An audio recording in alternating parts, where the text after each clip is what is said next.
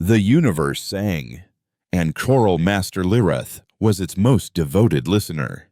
She drifted in the amniotic warmth of the Celestine hymn's command nexus, her slender, pearlescent limbs floating freely, her silver eyes closed in serene concentration. Around her, the living vessel thrummed with a synchronous pulse, a chorus of 1,000 telepathic voices bound into one harmonious will. The Ethel did not build ships, they grew them, cultivating leviathans of bone and sinew that swam the star tides, their thoughts guided by the psychic symphony of their crew. Lirith's role was to weave these thoughts together, to transform the consciousness of 1,000 souls into the single, focused mind of a warship, a vessel not of conquest, but of unification. Their empire, the Grand Chorus, did not conquer worlds with crude explosives or kinetic force. It assimilated them, extending the gift of harmony to lesser species lost in the cacophony of individual thought, and dissonant cultures were gently brought into the fold, their chaotic psychic energies soothed and integrated into the celestial melody that was the Ethel way of life. It was a kindness, a mercy extended to the lost and the screaming. Their current destination was a minor, irritating note of discord at the frayed edge of the chorus's influence.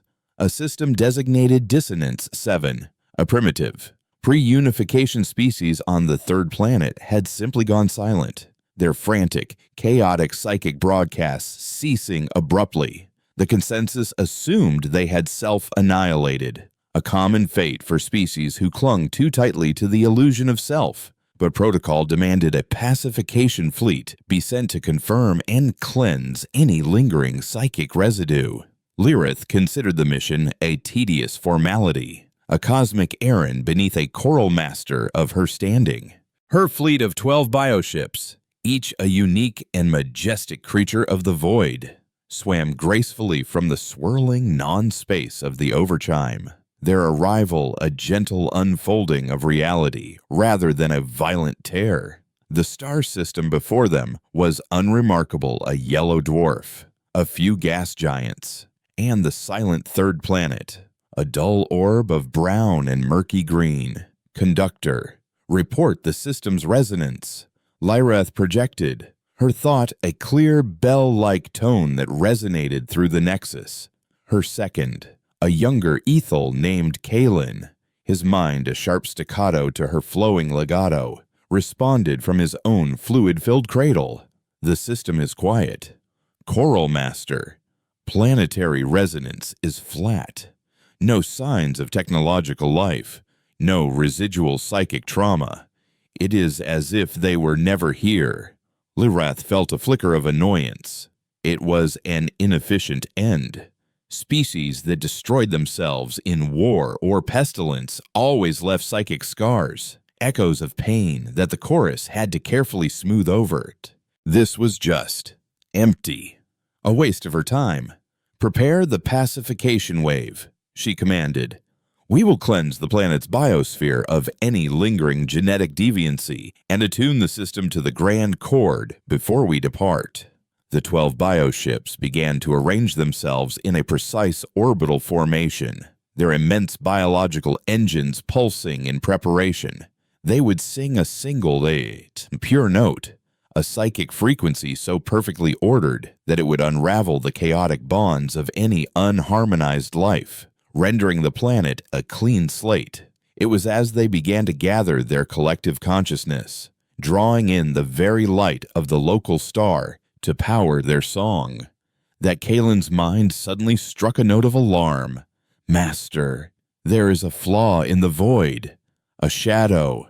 Lirith opened her eyes, the serene fluid of the nexus swirling around her. She extended her own senses, the powerful telepathic reach of a choral master that could feel the gravitational sigh of a moon or the whisper of solar winds. She felt the sun, the planets, the distant, silent stars, but where Kalen indicated, she felt nothing. It was not blackness, which has a texture. It was not coldness, which is a presence. It was an absolute absence, a hole in the fabric of existence, a spot where the universe had been surgically removed. To a species that lived and breathed through psychic connection, it was the ultimate horror, a deafening silence that screamed louder than any explosion. What is it she projected? The first tremor of unease disturbing her perfect mental pitch. It has no resonance, no mass, no energy. It is a null space, Master, and it is growing. The void expanded, not like an object moving closer, but like a stain spreading across reality. It didn't reflect light, it consumed it. It didn't block their senses, it erased the space their senses were trying to perceive. The crews of the 12 bioships felt it now, a collective gasp of confusion and dawning fear rippling through the fleet's shared mind. Their perfect harmony, the foundation of their civilization, faltered as 100 voices at once tried to comprehend the incomprehensible. The void was a psychic vacuum, pulling at their thoughts, threatening to unravel the delicate weave of their unity. Then, from the center of that silent stain, something took shape. It didn't emerge in a flash of light or energy, but rather coalesced, as if the universe were reluctantly admitting it into existence. It was a structure of impossible geometry, a lattice of gray, unadorned metal and strange, pulsating black conduits that seemed to drink the very light around them. It was devoid of any aesthetic, any sign of life or art. It was a brutalist monument to function, an edifice of pure, cold logic that felt like a blasphemy in the living, singing cosmos. There was no psychic presence emanating from it, no crew, no life, no mind. It was a tomb floating in the void it had created. "Scan it," Lyrith commanded, her voice losing its melodic calm. "Identify its composition, its origin." The feedback from the fleet's sensory organs was a jumble of panicked negations, negative resonance, negative energy profile. "Master, its presence actively cancels our scans. It is not merely blocking them, it is unmaking them." The Ethel fleet, for the first time in 1,000 years of serene dominance, felt the alien sensation of being prey. They were a choir confronted by a force of absolute deafness. Lyrith, channeling the rising panic of her fleet, made a decision. This abomination, this pocket of silent heresy had to be erased. The song of pacification would be turned upon this new target. "All vessels, focus your will." Her command rang through the fleet mind. "We will unmake this silent thing with the purity of our voice. We will bring harmony to this void." The 12 bioships shifted, their organic weapon apertures dilating like immense irises. A low hum began to build, a psychic vibration that warped the space around them. Light from the star bent as the Ethel gathered their collective power, focusing millennia of psychic evolution into a single, devastating wave of pure order. They were not just attacking, they were imposing their reality upon an object that defied it. The wave of psychic energy, a visible shimmer of force that could sublimate moons and pacify entire worlds, surged forward and struck the silent machine, and vanished. It did not explode. It did not splash against a shield. It simply ceased to exist the moment it touched the sphere of influence around the gray construct. The energy, the thought, the very concept of the attack was absorbed into the profound nothingness, leaving not even an echo. A collective shock, a psychic scream of disbelief, echoed through the Ethel fleet. They had struck the void with the voice of their god, and the void had not even noticed. Before Lyrith could process the failure, the enemy acted. It did not fire a weapon. It did not launch a projectile. It simply expanded its influence.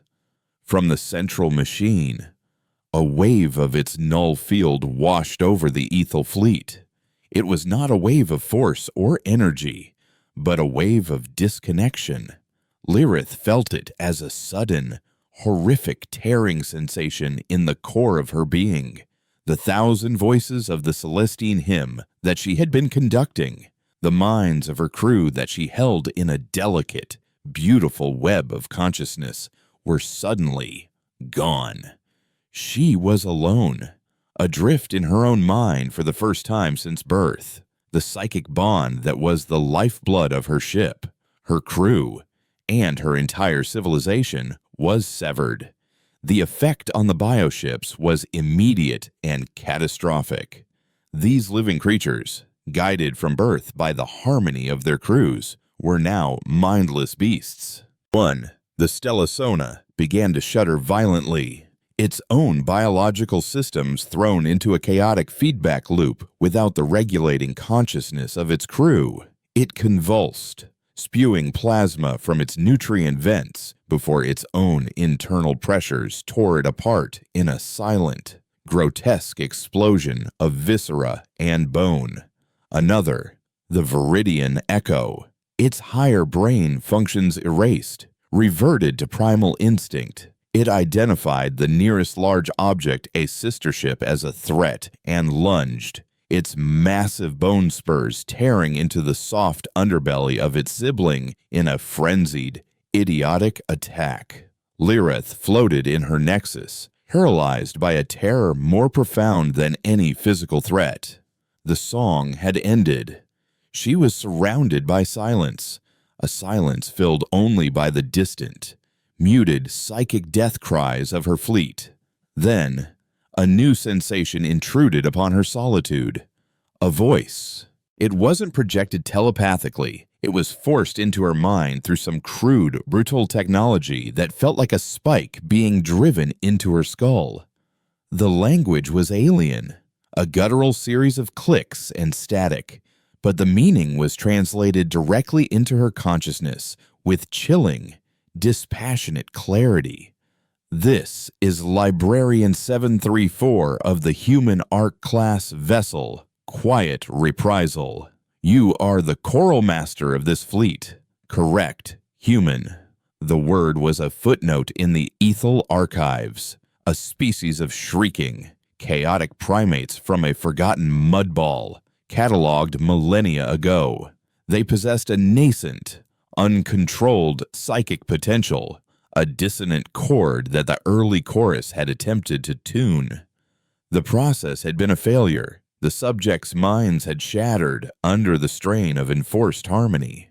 They were deemed a failed experiment, their psychic essence too fragmented and volatile for integration, and their world was classified as derelict. They were a broken instrument, discarded and forgotten.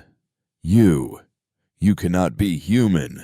Lyrith managed to think, her thought a ragged, desperate whisper. The voice in her head was devoid of emotion, as flat and empty as the void its ship projected. We are what you made us. When you tried to force your harmony upon our minds, you did not unify us. You showed us the nature of our own chaos, the power of individuality. But you also showed us that the psychic path was a cage. You taught us that to fight a song, you cannot sing louder. You must create silence. Lyrith felt the cold dread of understanding coalesce in her soul. They hadn't died out. They had hidden. They had learned. They had abandoned the very gift the Ethel cherished and had instead embraced its absolute opposite. Your harmony is a psychic plague, the librarian continued, its voice as calm as a mortician's. It consumes everything it touches. For 10,000 years, we have listened to your songs spread across the galaxy, silencing every voice but your own. We are the survivors of your failed choir practice. We are the ones who chose to sever our own vocal cords rather than sing your tune. We embraced the logic of the machine, the purity of the void. We became the silence that would answer your song. On the exterior of the Celestine hymn, Lyrith could feel the faintest vibrations through the fluid of her nexus. Small, metallic objects were attaching themselves to her ship's hull. Boarding parties, they were as psychically invisible as their mothership. Ghosts in the machine. "What do you want?" Lyrith projected, the last shred of her authority gone. Her mind filled only with the image of mindless monsters tearing each other apart outside. The librarian's final thought was the coldest of all. "Want. The concept is inefficient. This is not a negotiation. This is not a war. This is an extermination. It is the final, logical solution to a flawed equation. Your song is over." The connection was severed. Lyrith was alone again in the silent, dying body of her ship, her heart pounding with a primal, individual fear she had never known. The harmony was gone, the chorus was dead, and the silence was coming for her. The silence in Lyrith's mind was a physical weight, a crushing pressure that threatened to implode her very consciousness. For her entire existence, she had been a part of a greater whole, her thoughts interwoven with 1,000 others, her identity a single, vibrant thread in a magnificent tapestry. Now, that thread was frayed, cut loose, and dangling in an infinite, empty black. The hum of the nexus around her was no longer a comforting thrum of shared life, but the dying groan of a mortally wounded beast. A shudder ran through the Celestine hymn, not the coordinated pulse of a living ship, but the agonal spasm of failing organs. Always space. Her ship, her extension of self, was dying, and she was trapped in its fading mind. Action was a foreign concept, a crude mechanism for creatures who couldn't solve problems with the purity of a shared thought. But now it was all she had left. With a surge of will that felt clumsy and brutal, she flexed atrophied muscles. The umbilicals that fed her nutrients and connected her to the ship's neural network detached with a wet, sucking sound.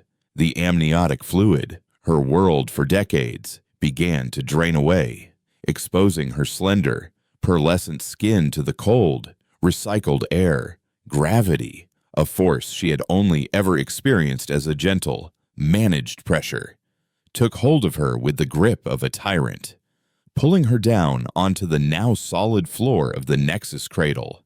She landed awkwardly, a gasp of pain escaping her lips as her thin limbs, unaccustomed to bearing her own weight, protested. The floor beneath her was a lattice of bone and hardened sinew, now slick with the residue of the Nexus fluid. It felt alien, solid, unforgiving. Her first independent breath was a ragged, painful affair, the air scraping her lungs. Outside the translucent wall of the Nexus, she could see the chaos. The bridge crew, her conductors and resonators, were lost. Some lay motionless in their own drained cradles, their silver eyes wide with a silent, catatonic horror, their minds simply broken by the sudden solitude. One was thrashing violently, his elegant limbs flailing, his mind a shattered echo chamber of screaming feedback loops. He was a singer who had forgotten how to breathe, a mind drowning in the vacuum of its own skull. A dull, rhythmic thudding began to reverberate through the ship's structure. It was methodical, industrial, a sound utterly alien to the organic symphony of an ethel vessel. It was the sound of the silence boring its way inside. Lyrith knew she couldn't stay. The Nexus was the brain, and they would come for the brain first. Pushing herself up, she stumbled towards the portal that led into the ship's main arterial corridor. The portal, usually a responsive sphincter of muscle that would dilate at a mere thought, was now slack and unresponsive. She had to force it open with her hands, the membrane tough and rubbery. She squeezed through into the grand corridor, a soaring cathedral of bioluminescent cartilage and gracefully arching bone ribs. The glowing moss that lined the walls, a living light source that pulsed in time with the ship's emotional state, was flickering erratically, casting long, dancing shadows. The air was thick with the scent of ozone and something else, something acrid and coppery fear. The psychic residue of 1,000 minds screaming at once had stained the very atmosphere. Her goal was the lower synaptic junction, a secondary nerve cluster deep within the ship that regulated its autonomic functions. If she could reach it, she might be able to manually assert some control, to at least prevent the hymn from tearing itself apart. More desperately, she hoped to find other survivors, to try and weave together a new, smaller song, a requiem in the face of oblivion. Her journey was a descent into hell. In a meditation chamber, she found a dozen Ethel, their bodies frozen in serene postures, but their minds were gone, leaving behind nothing but empty, beautiful shells. Further on, in a sonic sculpting bay, the artist lay beside his masterpiece, a frozen cascade of sound given physical form.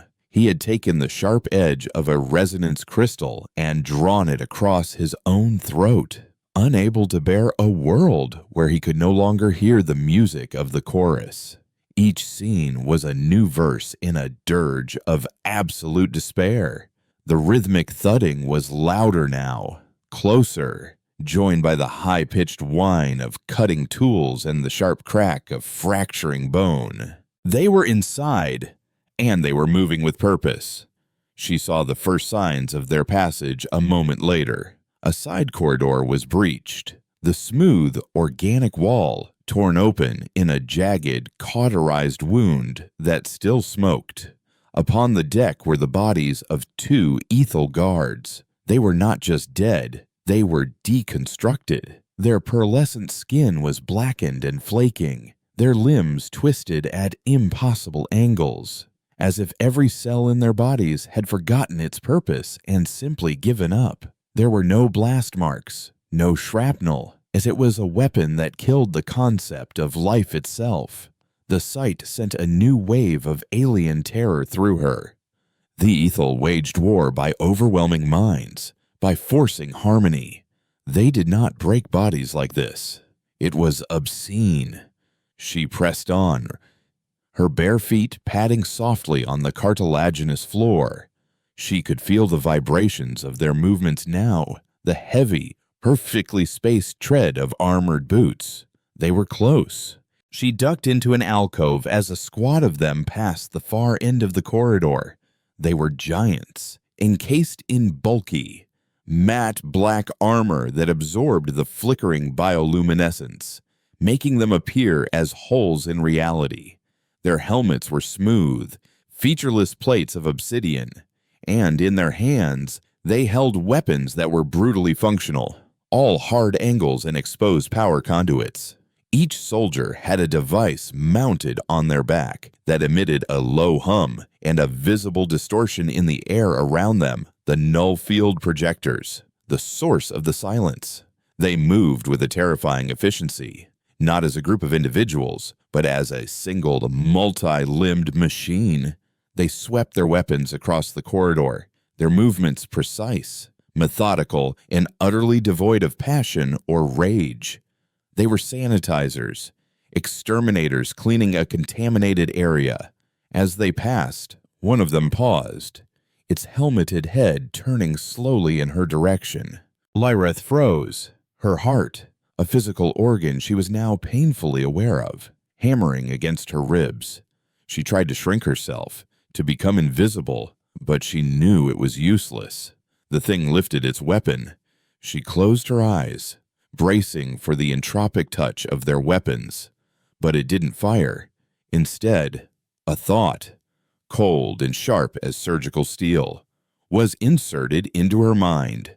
Secondary target. Do not engage.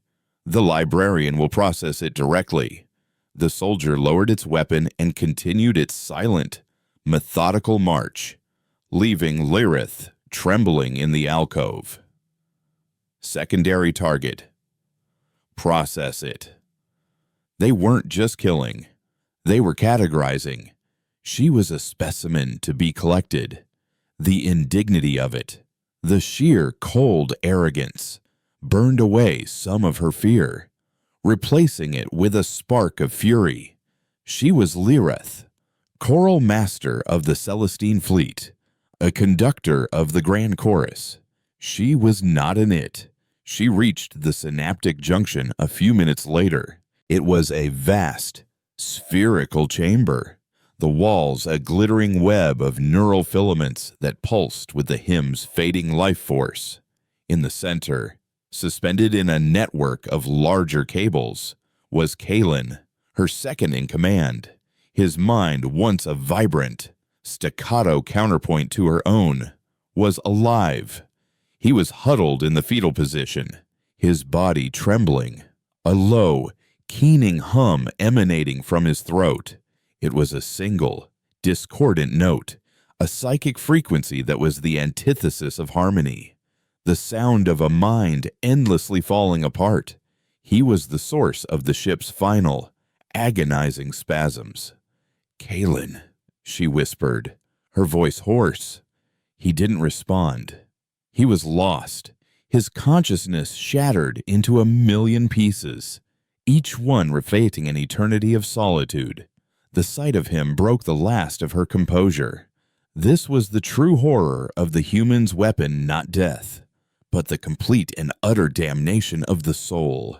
A heavy, metallic footstep sounded on the walkway behind her. She turned, her fury and grief coalescing into a final, desperate act of defiance. A single figure stood in the portal, taller than the soldiers, its armor a slightly different shade of gray, less bulky, adorned with strange optical sensors and delicate-looking manipulators.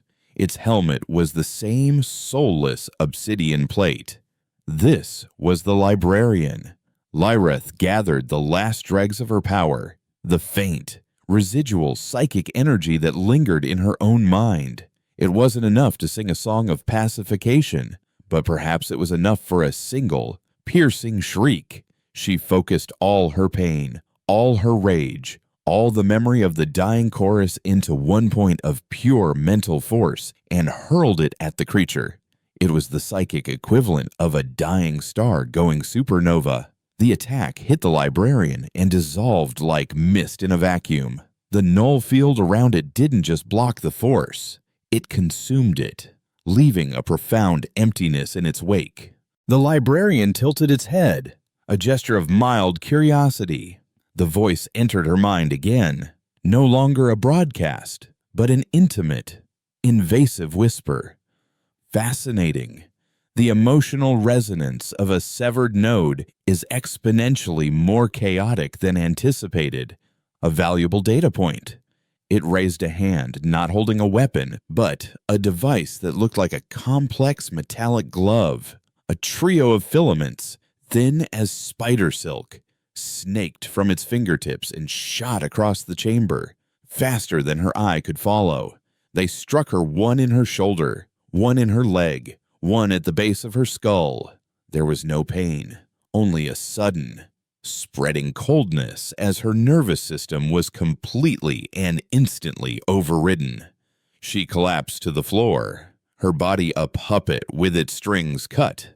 She was conscious, her mind still her own, but she could not move, could not speak, could not even blink. She was utterly helpless, a mind trapped in a paralyzed shell. The librarian strode forward, its heavy boots echoing in the dying chamber. It stopped beside the twitching form of Kalen, observing him for a moment with detached interest. Then it raised a weapon and fired a single, silent pulse. Kalen's body went still, his discordant hum ceasing, finally granting him peace. The creature then loomed over her, its featureless mask filling her entire field of vision. "You are the primary codex," the voice stated in her mind, a simple declaration of fact. "Your consciousness contains the purest expression of the ethal harmony. It is an aberration, a psychic malignancy that logic dictates must be studied before it is sterilized. The metallic glove on its hand whirred softly. We will now begin the archiving process. Do not be alarmed. Your sense of self is a temporary illusion. We will help you let go of it. Lyrath, silent, imprisoned mind, could only scream as the librarian crouched down, its cold, mechanical fingers reaching for her face, ready to open her up and read the pages of her soul. The librarian's touch was not a touch at all. It was an inversion. The moment its metallic fingers made contact with her temple, Lyrath's universe dissolved. She was no longer a physical body in a dying ship. She was pure information, a stream of consciousness being unspooled and fed into a machine. The sensation was one of infinite, frictionless falling through a space that was not space. The glittering web of the synaptic junction, the cold floor, the silent, looming form of the librarian, it all compressed into a single point of light and then vanished, replaced by a new reality. She found herself standing on a perfectly flat, gray plain that stretched to an infinite horizon under a sky of uniform, sourceless light. There were no stars, no sun, no clouds, only the gray floor and the white sky. It was a realm of absolute order, a visual representation of the silence she had so feared. Before her stood the librarian, though its form was subtly different here. It was a towering figure of polished chrome and black glass, its features still hidden, but its outline sharper, more defined. This was its world. This is the archive. The voice echoed, not in her mind, but all around her, as if it were the air itself, a sterile environment for the analysis of contaminated data. Your consciousness, your self, has been isolated from its corrupted biological hardware. Here, we can begin the dissection. Rows upon rows of immense, translucent pillars began to rise from the gray floor, filling the void around them. Each pillar pulsed with a soft, internal light, filled with swirling patterns of what looked like captured nebulae. But Lyrath knew, with a certainty that chilled her to her core, that she was not looking at stars. She was looking at souls. The archived consciousness of every species the chorus had harmonized. They were here, cataloged, their symphonies broken down into individual, muted notes. You are a cancer, the librarian stated, its voice devoid of malice. It was a diagnosis, a self-replicating psychic phenomenon that subjugates and consumes all other forms of consciousness. To ensure it cannot recur, we must understand its origin code. The librarian raised a hand, and the world around Lyrath shifted. She was a child again, floating in the warm, communal creche of the ethel homeworld, her mind just beginning to open and connect with the gentle hum of the nascent chorus around her. It was the most sacred and beautiful memory of her existence, the moment she first felt the embrace of the whole. The librarian was beside her, an intrusive shadow in her memory. Observation. The initial bonding is symbiotic. The archive voice narrated. The individual consciousness cedes autonomy in exchange for emotional stability and collective strength. The process is analogous to viral integration into a host cell. The memory was tainted, its beauty curdled by the cold analysis. The librarian reached into the scene, its chrome fingers phasing through the image of the infant Lyrath, and pulled out a shimmering thread of light. This is the emotional component, it said, holding the thread up for inspection. Inefficient, a volatile variable. It is the primary vector for the harmony's spread. We will isolate it. The thread in its hand dissolved into dust, and in Lyrath's mind, the memory of that perfect, warm connection suddenly felt hollow, the emotion surgically excised, leaving only a cold fact. The process repeated, a brutal, relentless psychoarchaeology. The librarian tore through her life, memory by memory. Her training as a conductor, her first command, the glorious sensation of weaving 1,000 minds into the perfect weaponized harmony of the Celestine hymn. Each memory was brought forth, analyzed, stripped of its meaning and emotion, and filed away as a sterile data point. She felt her own identity, the sum of her experiences, being flayed, layer by layer. The pride, the serenity, the faith in her people's great purpose, all of it was recontextualized as pathological symptoms of a disease. She was forced to watch her entire life not as she had lived it, but as a xenobiologist might study a parasitic life cycle. The propagation instinct is robust. The librarian noted as it dissected her memory of the fleet's arrival in Dissonance 7. The target system's silence was registered not as a neutral event, but as an error, a flaw in the pattern that required correction. The harmony cannot abide a space it does not fill. We brought peace, Lyrith thought, her protest a faint, pathetic echo in the face of this overwhelming logic. We ended suffering. The cacophony of the self is a scream of pain. We gave them the gift of silence. You have conflated silence with submission, the librarian corrected. True silence is the absence of coercion. Your gift was a lobotomy. We have examined the archived minds of species you have pacified. Their final recorded thoughts are a uniform tapestry of placid contentment. You did not end their suffering. You erased their capacity to feel it. A subtle, but critical, distinction.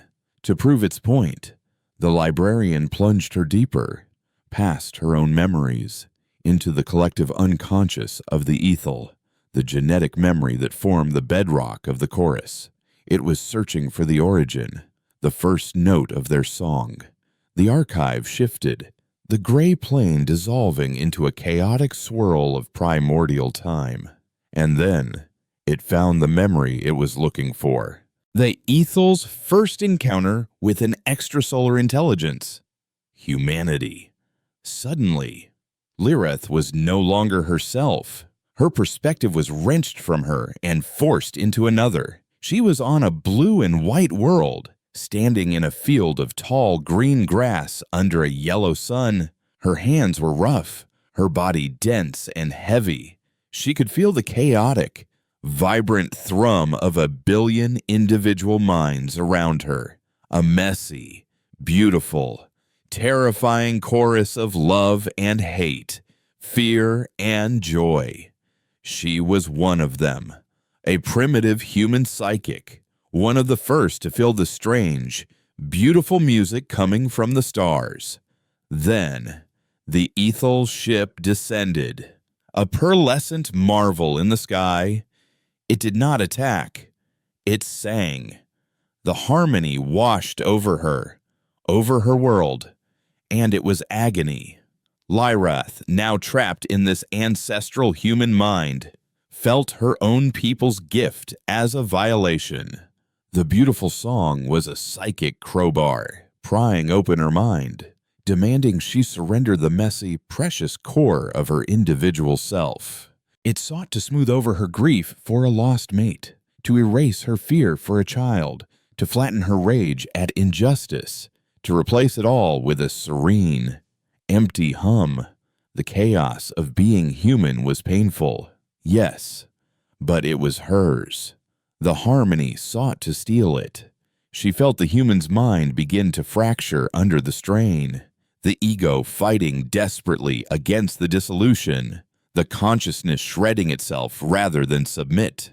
The memory ended with a psychic scream of pure, undiluted identity being annihilated. Lyrith was thrown back into her own perspective in the gray archive, gasping, the phantom pain of a shattered human soul echoing within her.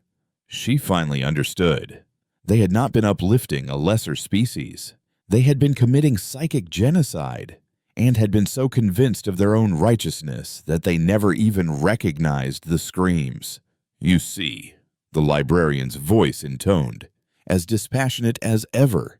You were the monsters all along. Your first contact was an act of supreme violence. We are merely its logical consequence. We are the antibody created by the disease. We severed our connection to the psychic plane, the medium of your infection. We embraced the machine, the void, the logic of the null state. We became the silence you so feared, because it was the only thing your song could not corrupt.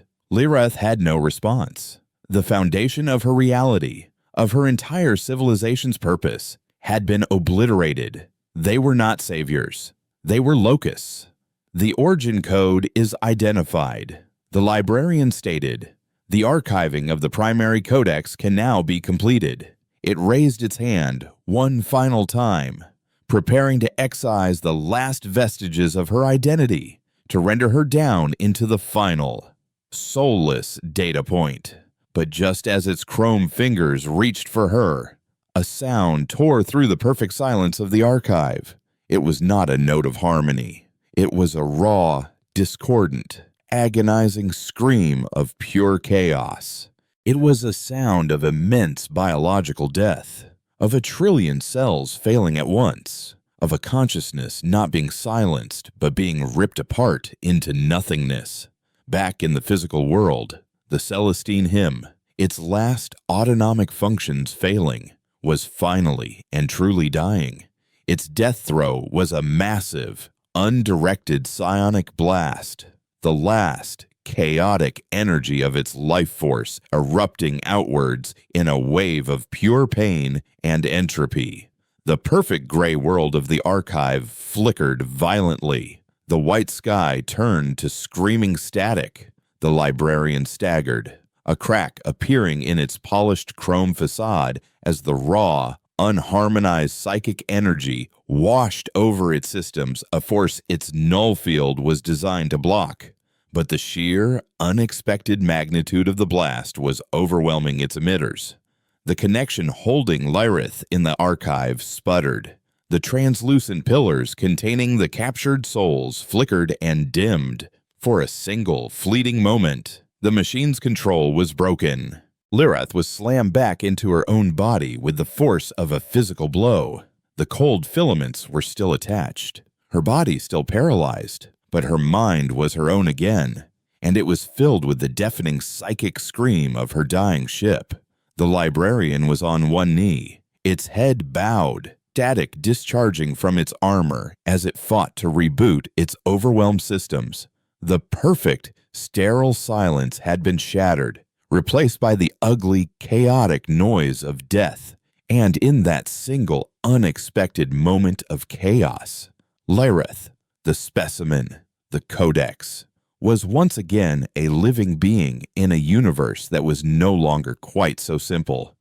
The psychic death scream of the Celestine hymn was the most hideous sound Lirith had ever heard, yet it was the sound of her salvation, the blast of pure, unstructured psychic chaos. The final exhalation of 1,000,000,000 dying cells was anathema to the human sterile, ordered technology. The librarian remained kneeling, its form flickering between the physical world and the static-laced gray of its crashing archive. The null field projector on its back sparked and smoked, its hum fluctuating wildly. The filaments connecting Lirith to the machine went slack, their cold grip on her nervous system vanishing. Sensation returned in a flood of agony. Her limbs, held rigid for an unknown duration, were on fire with pins and needles. The air, thick with the ionic stench of the ship's death, burned in her lungs. But she could move, pushing herself up with a strength born of pure, primal desperation. She scrambled away from the kneeling librarian, her bare feet slapping against the cold, bone-like floor. The synaptic chamber was a wreck. Neural cables, thick as her arm, had snapped loose from the ceiling and now writhed on the floor like dying serpents, spitting bioluminescent fluid. The very walls seemed to be weeping, secreting a thick, dark fluid as the ship's cellular structure began to decay. She had to get out. not just of the chamber, but of the ship. The hymn was now a tomb, its life force spent. Soon, its biological functions would cease entirely. The atmosphere would fail, and the internal temperature would plummet to that of the void. She stumbled out of the junction and into the main arterial corridor. The chaos was absolute. Gravity plating was failing, causing her to feel both heavy and weightless with each step. Sections of the corridor were now exposed to the vacuum, the ruptures sealed imperfectly by emergency sphincters of hardened muscle. Through one of these translucent patches, she could see the void outside, littered with the broken, drifting bodies of her fleet. And in the center of it all, impossibly still and silent, hung the human ship, the quiet reprisal. It was undamaged, an island of perfect order in a sea of organic ruin. Her destination was the Chrysalis Bay. It was a long shot, a desperate, illogical hope. The chrysalises were the escape pods of an ethel bioship. Small, one-person vessels grown for the express purpose of preserving a single ethel's life, putting them into a deep cryostasis until they could be retrieved by the chorus. Launching one now, alone, into a system controlled by an enemy that hunted with silence was tantamount to suicide. But it was a better death than suffocating in the rotting corpse of her flagship. As she ran, the ship groaned around her, the sounds of its decomposition a constant, mournful symphony. She passed more of the human soldiers, their black armored forms lying crumpled on the deck. The psychic blast had been a double-edged sword. While it had freed her, it had also been lethal to any unprotected mind within its radius. The ethel crew, their minds already broken by the severance, had simply ceased to be. The humans, their minds shielded by the null fields, should have been immune. But the sheer, raw power of the bioship's death had overloaded their technology. She saw one soldier with its obsidian helmet cracked open. The face inside was pale and human, its eyes wide, a trickle of blood running from its nose and ears. They were not machines. They were just people. People who had wrapped themselves in silence to commit an atrocity. The thought did not bring her comfort, only a profound, hollow sadness. Suddenly, a voice, ragged and weak, echoed down the corridor. "Master, Lirith." She froze. It was a physical voice, not a projection, and it was ethel. Following the sound, she found its source in a small tributary passage. It was Kalen's adjutant, a young resonator named Ilara. She was pinned under a collapsed bone archway, one of her slender legs crushed and mangled. Her face was pale, her silver eyes clouded with pain, but she was alive and, miraculously, sane. Aura, how Lirith rushed to her side, trying to assess the damage. "My cradle." The fluid didn't drain completely. Ilara gasped, her voice thin. "It must have buffered me from the worst of the severance. When the ship screamed, it woke me up." She looked at her crushed limb, a tear tracing a path through the grime on her cheek. "I can't feel anything. Master." What happened? The song. It's gone. Looking into Ilara's terrified, uncomprehending eyes, Lirith felt the full weight of her new reality. She was the choral master. Even without a chorus, she had a duty. She was the keeper of the memory, the one who had to explain the end of the world. The humans, Ilara, they came back. They silenced us. The simple, impossible statement hung in the air between them. Ilara's expression shifted from confusion to dawning horror. Lirith put her hands on the bone archway, her muscles straining. It was immensely heavy, fused to the floor by the ship's death throes. "I can't move it," she grunted, helpless rage welling up inside her. "Then go," Ilara whispered. her voice surprisingly firm. "You must. You are the master. If anyone survives, it must be you. You must carry the memory of the song. I will not leave you," Lareth said, her voice catching. It was a sentiment born of the old ways, the instinct of the chorus to preserve all its parts. "You must," Ilara insisted, her voice rising. "There is no us to leave. There is only you. The Chrysalis Bay is 2 junctions down. It has its own atmospheric regulators. It may still be viable. Now go." She coughed, a spray of pearlescent blood speckling her lips. The ship's internal decay was creating toxins in the air. Time was running out.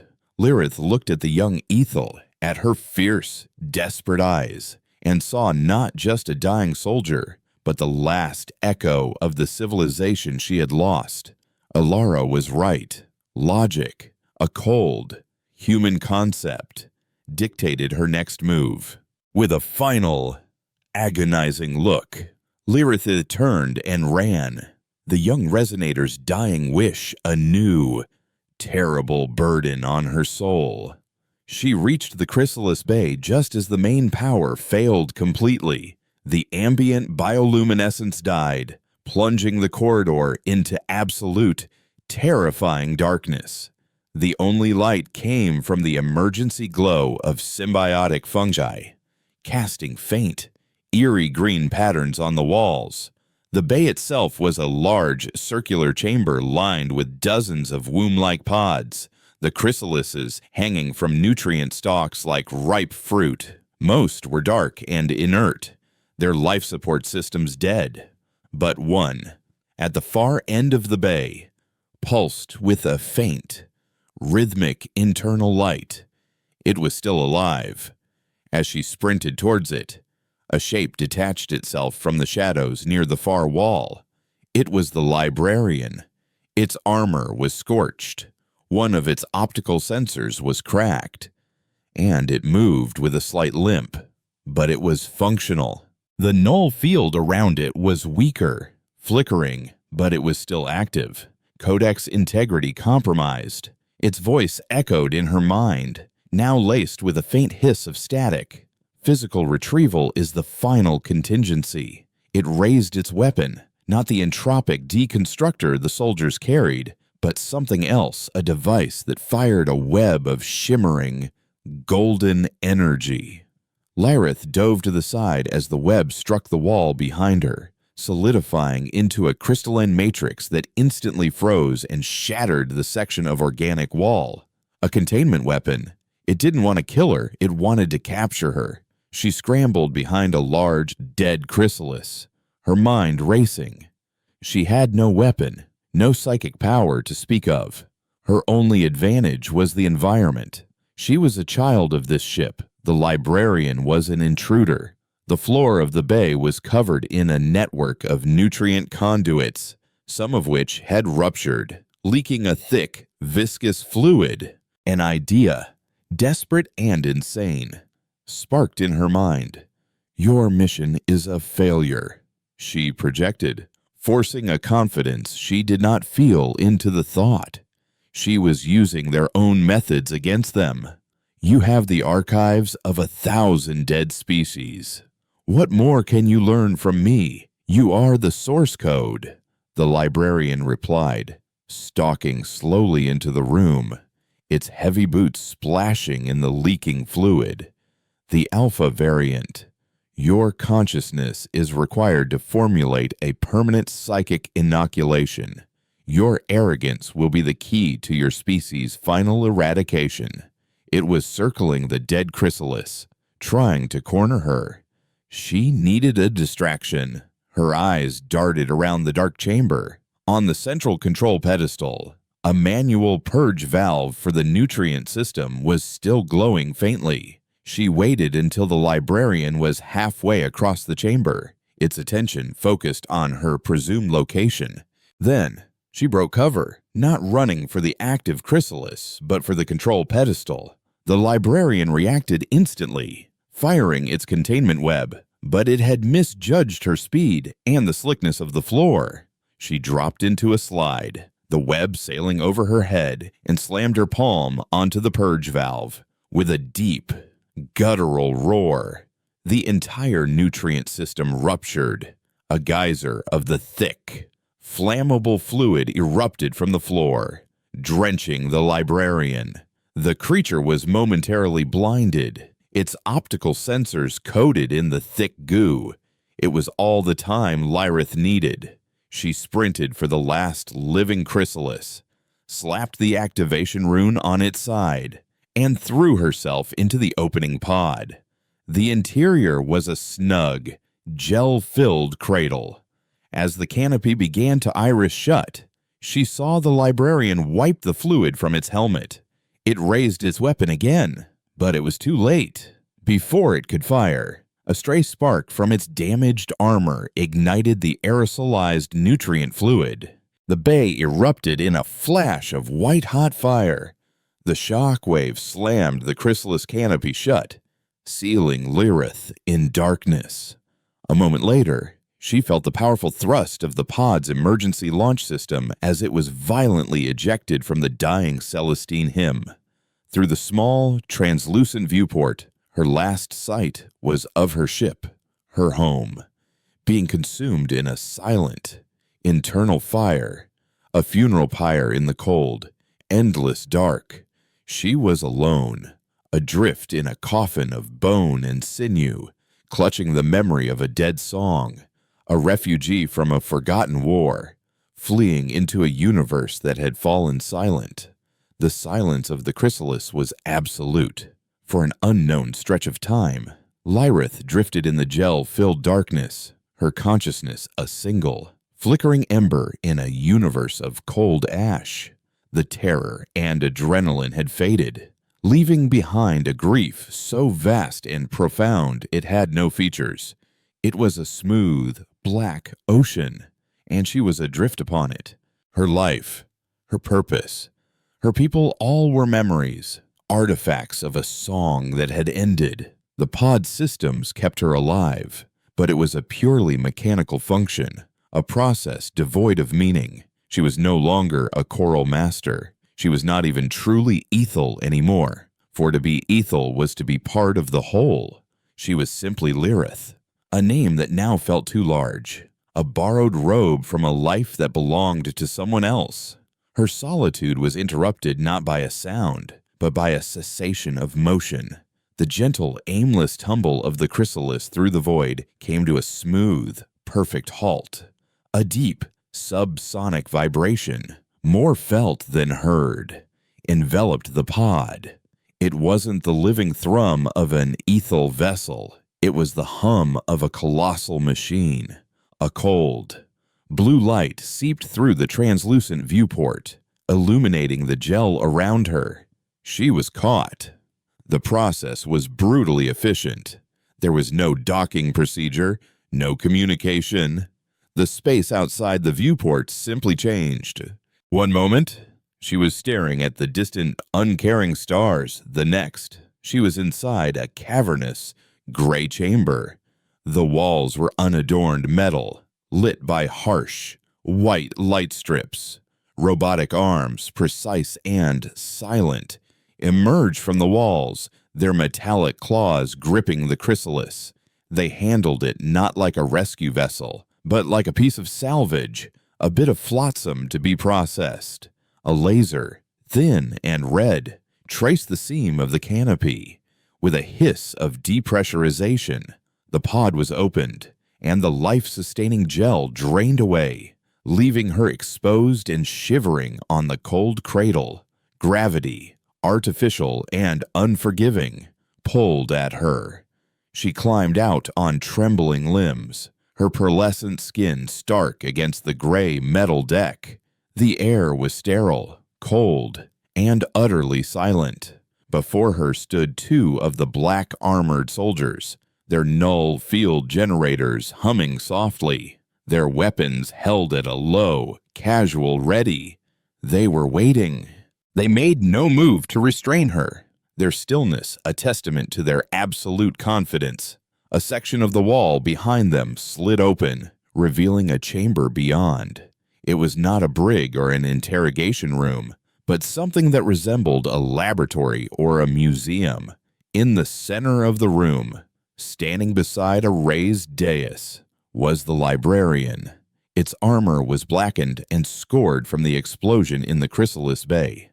One of its arms had been replaced with a temporary, purely functional manipulator claw. The damage only made it look more menacing, a testament to its resilience. Lyrith walked towards it, her footsteps the only sound in the vast chamber. There was no fear left, only a weary, desolate clarity. "The specimen is secured," the librarian's voice stated in her mind. The static was gone. Its systems apparently repaired. The mission can be completed. "You failed." Lyrath projected back, her thought clear and sharp. "You wanted to archive the chorus. All you have is me." A single broken note. A single note is sufficient to reconstruct the scale. The librarian countered, its logic unassailable. "Your memory contains the blueprint of the harmony. Once extracted, we can devise the final solution, a null frequency that will permanently collapse any ethal psychic field on contact, ensuring your plague can never rise again." It gestured to the dais. "You will submit to the final archiving. Your cooperation will make the process efficient." Lyrith looked at the dais, a sterile slab that promised the final violation, the complete erasure of herself. She thought of Ilara, dying in the wreckage for the sake of a memory. She thought of the ancestral human, screaming as the harmony tore its mind apart. She had been a monster then, an agent of that blissful tyranny. The librarian was a monster now, an agent of a cold, logical genocide. Both were two sides of the same flawed coin, two absolutes in a universe that cried out for nuance. "No," she projected. Her voice was not defiant, but sorrowful. "You are as blind as we were. Your assessment is illogical." The librarian stated, "We are the cure. We bring the peace of objective reality, the silence of truth. You bring an emptiness." Lyrith corrected, "You listened to our song and learned only how to silence it. You never stopped to listen to the other songs, the quiet ones, the ones that are only sung for themselves." The librarian tilted its head. "Elaborate. This is new data." This was it, the final, desperate gambit. Not an attack, not a plea, a lesson. "You want my memories," Lyrith said. "You want the blueprint of the harmony. But that is not what I will give you. I will give you the one piece of data your logic cannot process. I will give you my pain." Before the librarian could react, Lyrith did not lash out. She opened her mind. She did not try to sing. She did not try to fight. She focused on a single memory, the most recent and the most painful. She remembered kneeling beside Ilara, the weight of the collapsed archway, the look of fierce, hopeless loyalty in the young Ethel's eyes. She remembered Ilara's final words, "There is no us to leave. There is only you." She focused on the grief, the guilt, the useless rage, the profound but aching sorrow of that individual, specific loss. It was not the grand, unified emotion of the chorus.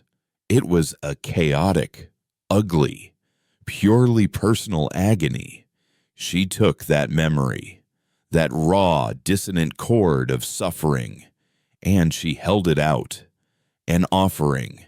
The librarian's null field was designed to block the structured, cohesive wave of the harmony.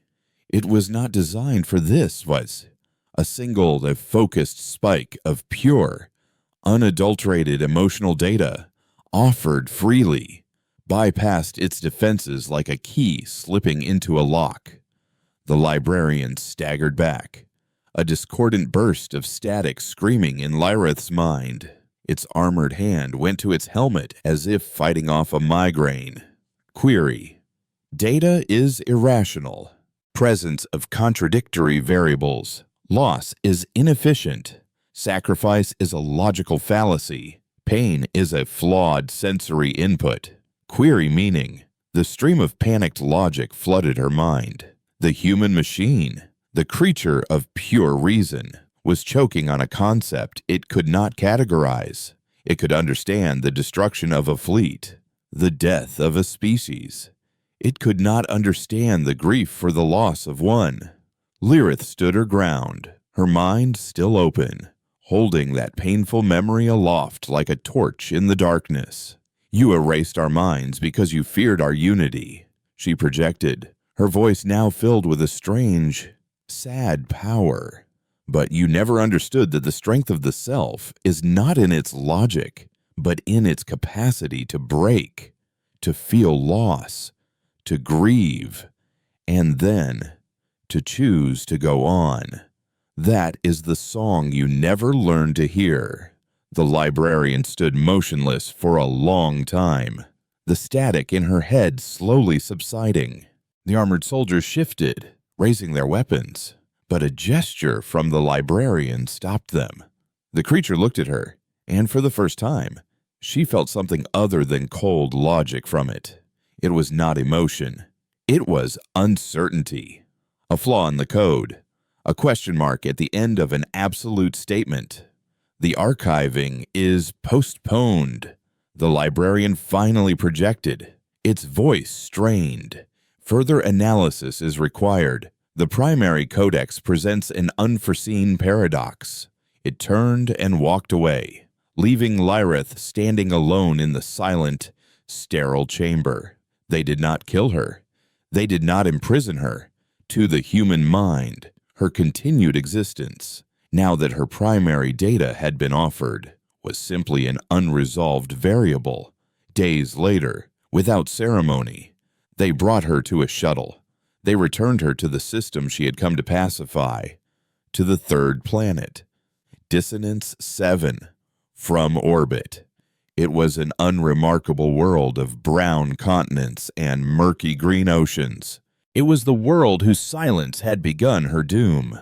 They left her on a grassy plain beside a flowing river, under the light of a yellow sun, with nothing but the simple tunic she wore. As the shuttle ascended, becoming a silver speck in the sky before vanishing, Lyrith stood alone, the silence around her total. But it was not the terrifying, empty silence of the humans. It was a living silence, filled with the whisper of the wind, the buzz of insects, the gentle burble of the water. It was the silence of a world that was not singing one song, but a billion tiny, individual ones. Her people were gone. Her life was shattered. She was the last. But as she took her first breath of free, clean air, a single, clear tear tracing a path down her cheek, she felt something she had not felt since she was a child, long before the chorus had claimed her. She felt herself, and for the first time, she began to wonder what her own song might sound like.